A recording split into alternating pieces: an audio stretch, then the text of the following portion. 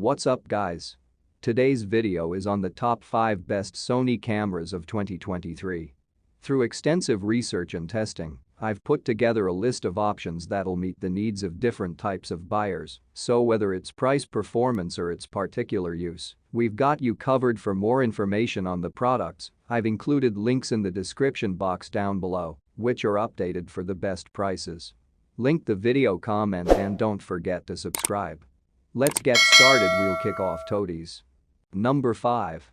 Sony ZV-1. This is possible thanks to the combination of the Bionic X processor, also seen in the full-frame Sony Alpha A9 II, and that 1-inch 20.1 MP stacked CMOS sensor, which has 315 phase detect autofocus points, covering 65% of the frame. These include 2 new default settings for the camera's 2 custom buttons. The first of these, called the bokeh switch, will instantly switch to a wide-open aperture to give your footage a defocused background.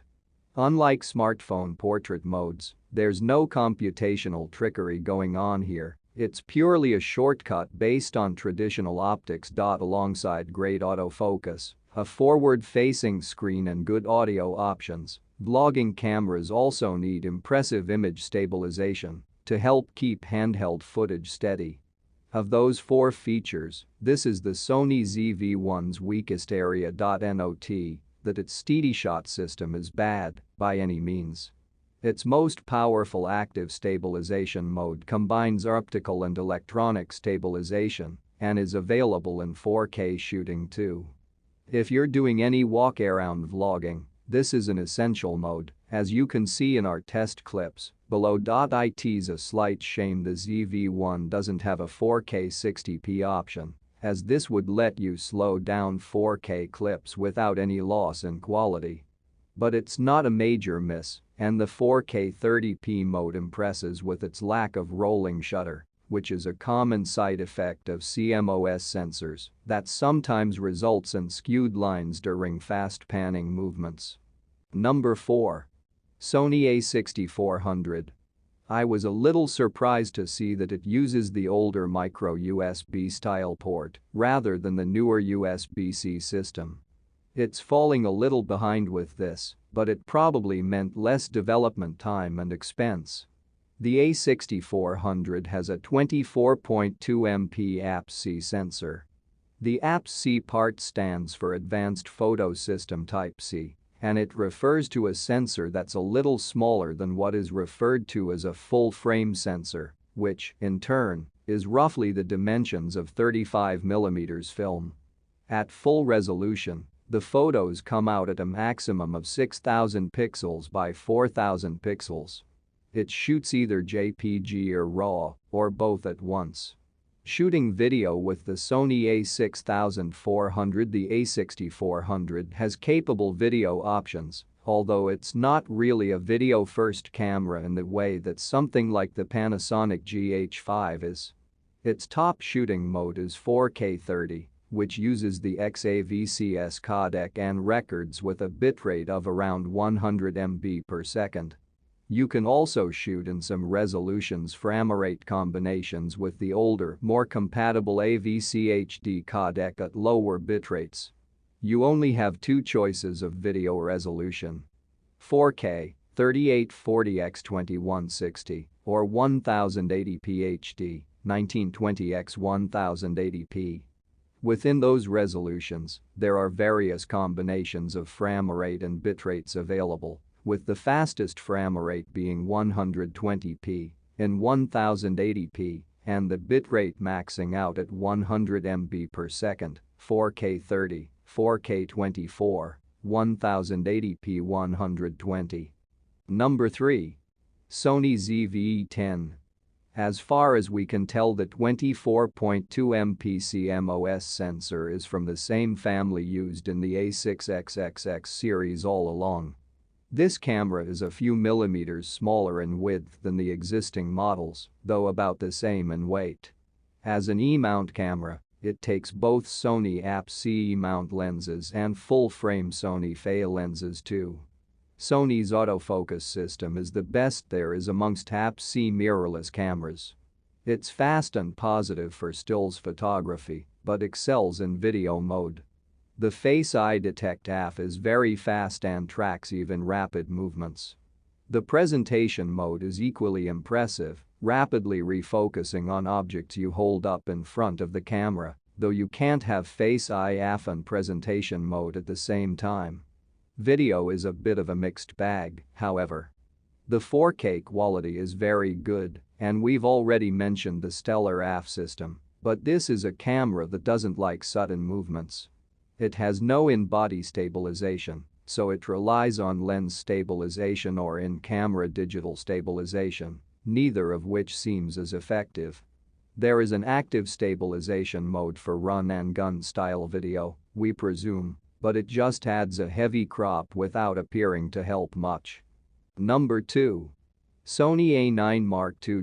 Photographing swimmers and seeing how quickly it will find and lock onto eyes demonstrated this point with crystal clarity, not to mention the fact that real-time IF is now available when shooting 4K.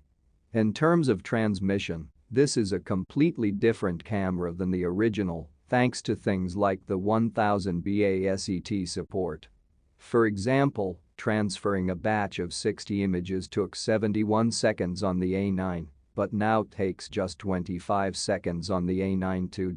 The camera uses the same 24.2 MP sensor and Bions X processor as the original Sony A9. Opens a new tab, yielding an impressive 20 FPS continuous shooting output with the electronic shutter, 14-bit RAW output, 4K video up to 30 FPS and 1080p, up to 120 FPS, 5-axis in-body image stabilization, and a remarkable autofocus system that makes up to 60 AF calculations per second.